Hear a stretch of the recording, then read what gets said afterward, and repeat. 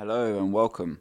In front of me is a Shimano M050 right side 7-speed shifter. I actually have the left side and it's advertised as a Shimano LX. So I've got both shifters. This will be part 1. I'm going to work on the 7-speed side.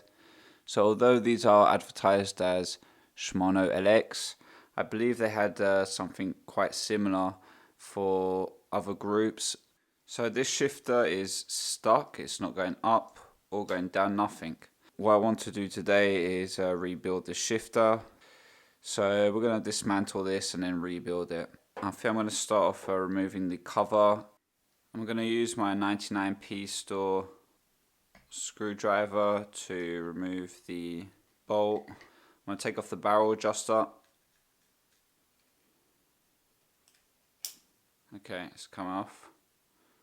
So although it's stuck, I'm able to kind of move it back. We're going to remove that nut with a number 10. So first here is a plate and it's holding top of that spring.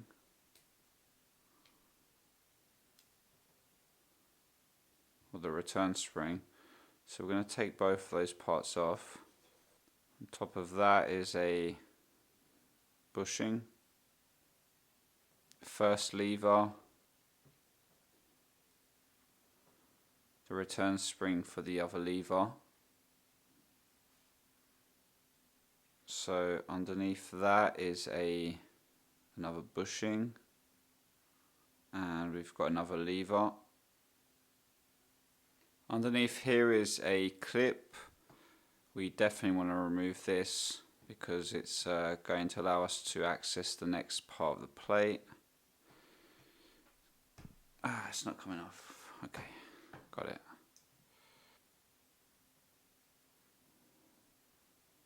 Plate here. So now we can take off this first pull. The next pull has another clip on it. We're going to have to take that off as well. Right, so to take off the next pull, there's another clip.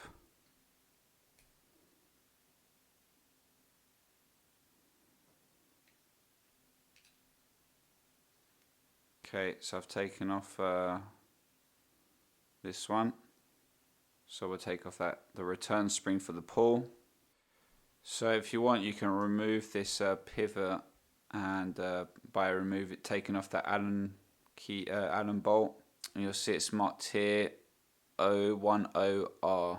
Don't forget to, as you can see, this pull is also, it's not so bad, but it is obviously not performing to its best. So we're going to take off that clip. Got it off.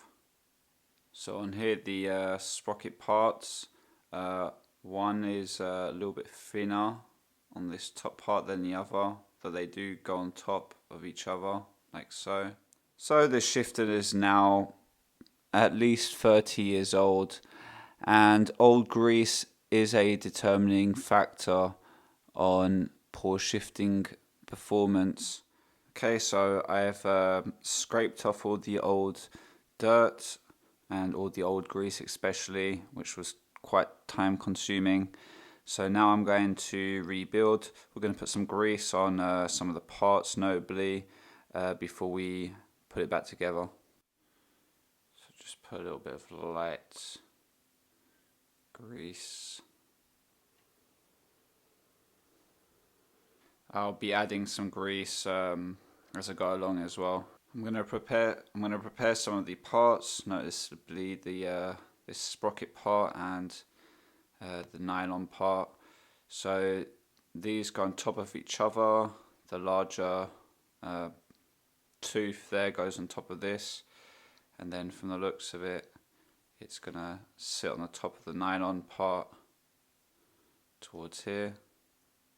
I've been trying to figure out what order to put this in, and there seems to be an issue between the spacing here and here when you put in back the sprocket. So the best thing to do will be to undo the main pivot. There's actually a really easy way of remembering how to put it back anyway. So if we remember like this, we'll be able to remember, make sure it's in the right place. So I'm going to take it off for now. So when I was taking this out, the spring was on the end here, but I have a feeling it's actually meant to be in that hole here, which would make more sense because that's in that's going to hold it. Next, you're going to take the paw itself. I believe it needs to be eventually on like this, in this direction. Obviously you need to tension or install the spring on it, so I'm going to do that. So the other tip of that spring is going to go there. So I'm going to push this down, we're going to put the clip back on there. You're going to need a plier to push it down. Right, so the next part is super annoying to do. I can't think of another way of doing this, so we're going to do it. So the spring, one tip of that spring is going to go at the back of this sprocket. So we put that in. I've taken off the metallic parts because you don't need that straight away. For the other tip of the spring, it's going to go on the far right hole on this pivoting part. So I'm going to go ahead and put that in. Right, that's good. Now, for here, you need to put this in a pretty much particular way for it to work. But if you see those two teeth, or essentially that gap that's in here, that gap needs to be put between here, and in any case you'll see there's a tip of that spring that needs to go into the third hole that's here. So there's not many ways of putting it in. You need to put it in this way. So what's really annoying is that you need to pull this back at the same time while you're tensioning this. It's very, very annoying. It's probably going to be the most difficult part of the whole procedure. So I'm going to try and do it on camera. I've already done it before now, so I know it works. Let's try and do it again. So you need to tension this part a little bit to be able to, I don't know, move this out of the way. You need to get that out of the way as well. And normally at the same time, okay, I've got it. I think I've got it. Okay. Whew, man, that is horribly painful. Make sure everything, I'm going to try it now actually to make sure that's actually, yeah, okay, so there's tension in that spring and in here. Great, so we've done the kind of the hardest part. I think I'm going to need to tension that up to here. Yeah, that's it. So I'm going to tension it up to here, the that nylon part, and that will hold down with the pull. And now we can install these parts towards here.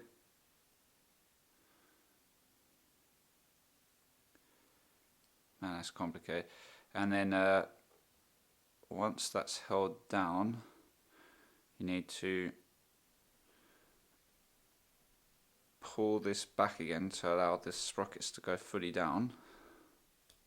Okay, I've got it there. Okay, it's now held down. Normally, yeah. I'm gonna just zoom in so you have a better look.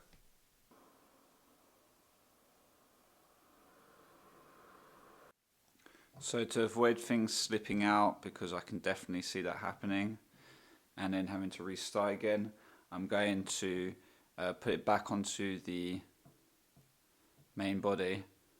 Right, finally, we can put now the next pull, which I'm pretty sure was named like that.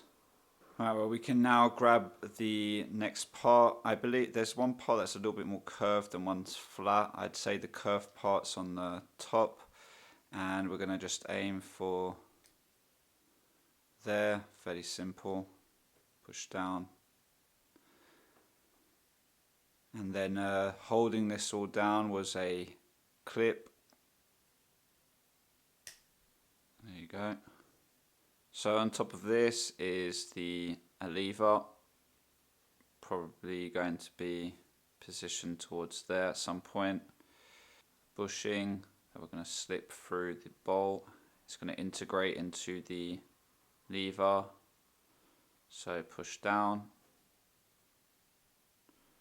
we're going to need to install this spring. I believe that's going to be latching onto that little knob part that's sticking out.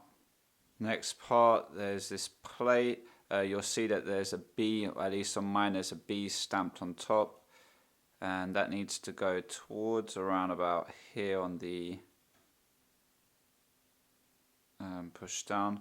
We're going to need to now bring that other tip of the spring towards the folded part. I think I can get that done with my finger. So I'm lifting up, and then I'm gonna push that lever back a little bit to be able to push down the plate. And just to give you another visual, you'll see there's that other for the plate, there's a part that's folded down and that's blocking the lever right about here. So we're going to need to put the pull back onto this last lever before we install it. So you're going to have the spring that's going to go first. I believe that's just latching on underneath the lever itself. So for the pull, it's going to be in this position. I've been playing around with the spring to give it a little bit more tightness, so it's a bit more reactive, and it's definitely worked.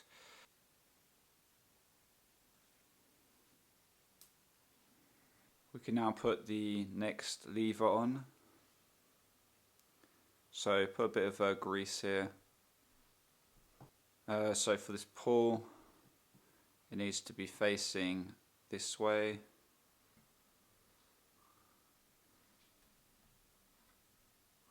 So it's going to be pushing the sprocket towards this side. There's a bushing that's going to slot between the gap of the lever.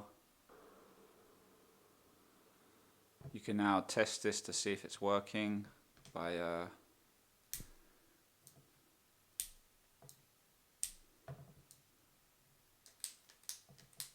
we now need to install the return spring, so that hook part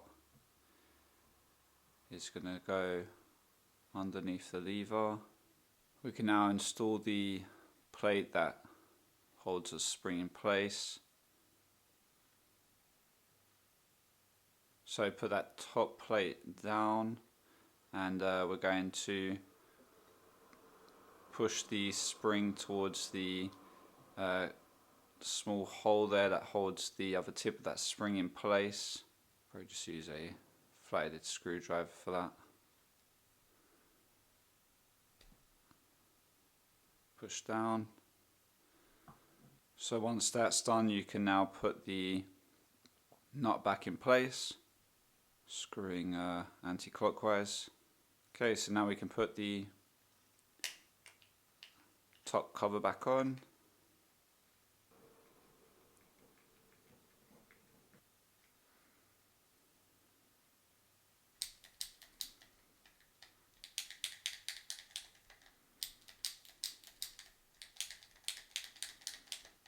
Okay, looks like it's working. So I hope this helped you rebuild your M050 shifter. Thank you for listening. Until next time, peace out.